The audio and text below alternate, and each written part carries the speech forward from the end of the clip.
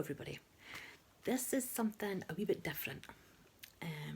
Now I'm sorry for the setup. I was going to be in the nail room with the lighting and the fairy lights behind me and everything. But I'm feeling a wee bit poorly today, so I'm in bed. So this is the setup. But one of my subscribers had asked for me to read a Scottish tale on my channel.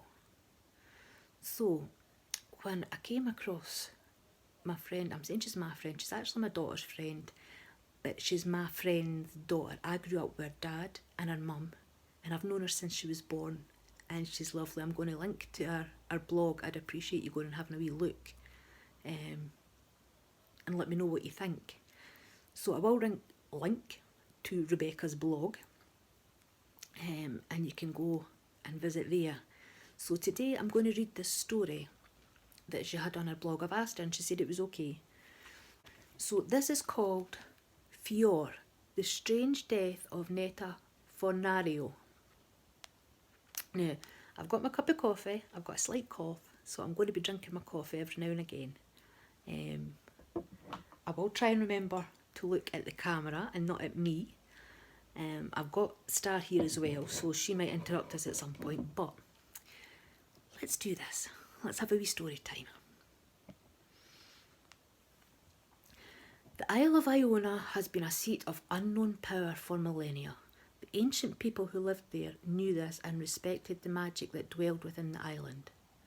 Fornario was drawn to this extraordinary magic and mystery, but by trying to use the isle's strength to purify herself, she may have been trying to harness something that was beyond humanity.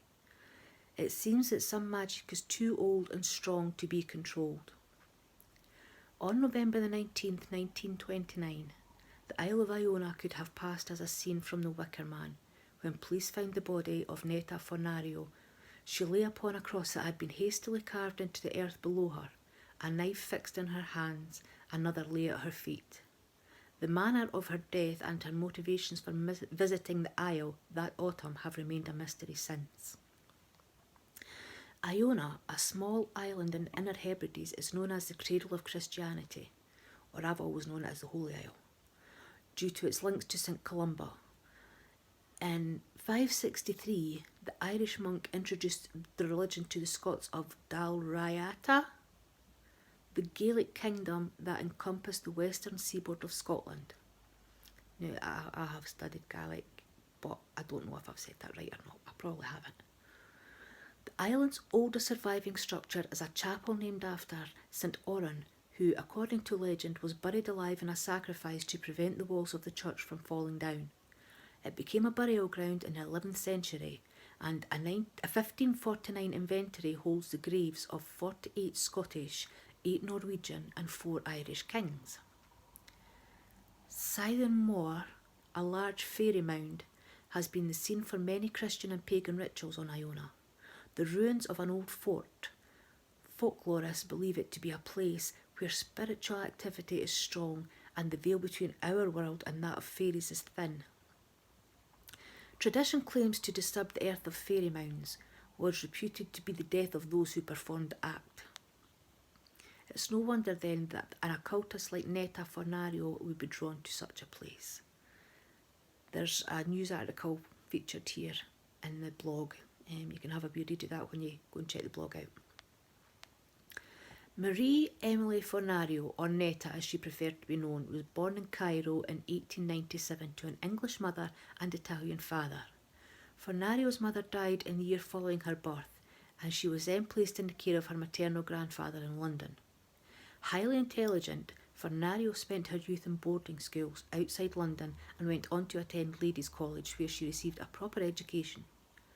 She spent her early 20s in Italy as a citizen there before returning to London in 1922. Esotericism had increased in popularity since the mid-18th century in Western Europe, and many of the occult groups and secret societies that had formed boasted members that were among the most wealthy and educated in society. Fornario returned from Italy and quickly became a member of Alpha Omega, a successor of the notorious Hermetic Order of the Golden Dawn. There is links to explain what these are in the blog.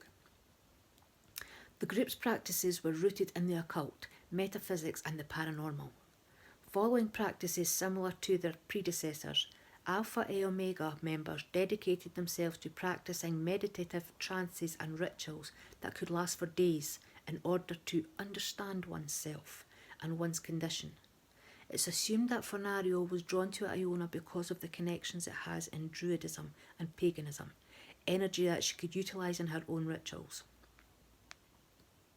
Fornario had told her maid in London she would be travelling to Iona to complete a healing ritual and that she intended to be gone indefinitely. When she arrived on Island, she found a room to rent on an isolated farm with an older woman named Mrs. McCrae. Many of the island's summer visitors had already left as autumn drew closer, but given the amount of furniture Fornario had brought, it indicated she intended to stay well into winter. The healing ritual that Fornario had come to Iona to conduct is similar to purification rituals that Aleister Crowley had introduced to the Golden Dawn. Purification is a rigorous process which would explain why Netta intended to stay for so long. Crowley noted that purification could be achieved through strenuous efforts such as fasting, sexual abstinence, keeping the body meticulously tidy, and undergoing a series of chants and prayers.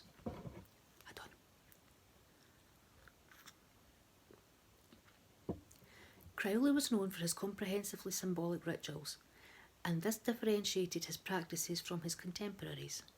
He recommended bathing and robing as part of purification. The bath signifies the removal of all things extraneous or agnostic to the one thought. The putting on of the robe is the positive side of the same operation.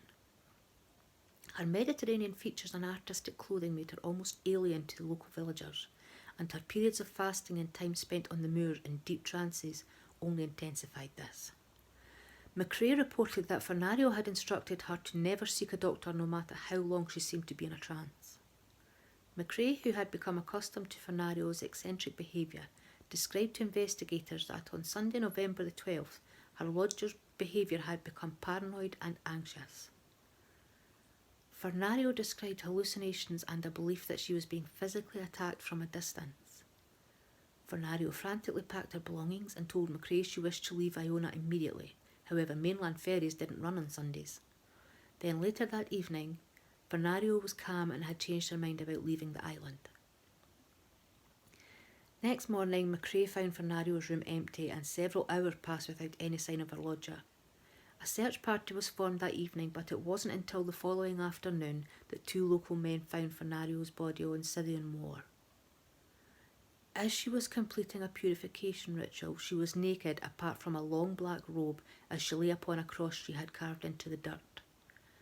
Her death certificate states that she died from natural causes, the results of exposure to the elements. Perhaps in order to complete her ritual of healing, Netta Fornario had to let go of everything material that tied her to the physical world and left nothing but a purified soul behind. So, that's a story that I didn't know about, and I love the Isle of Iona. I actually have an Iona stone somewhere, which I find, I don't know why, but I find comfort in it. So, there's a quote at the bottom here from D.H. Lawrence which reads, "Death is the only pure, beautiful conclusion of a great passion." So I'm going to link the blog. You can go and read what some of those things mean and have a look at Rebecca's other stuff and let me know what you think. Say hi and tell her I sent you. And I don't know how this is going to go down, but somebody wanted a Scottish tale, so there's the first Scottish tale. If you want another one, I will find other ones to read if this is something that people want to hear and see. So let me know. That's us done for today. Thank you for joining me for a wee while. See you in the next one. Bye!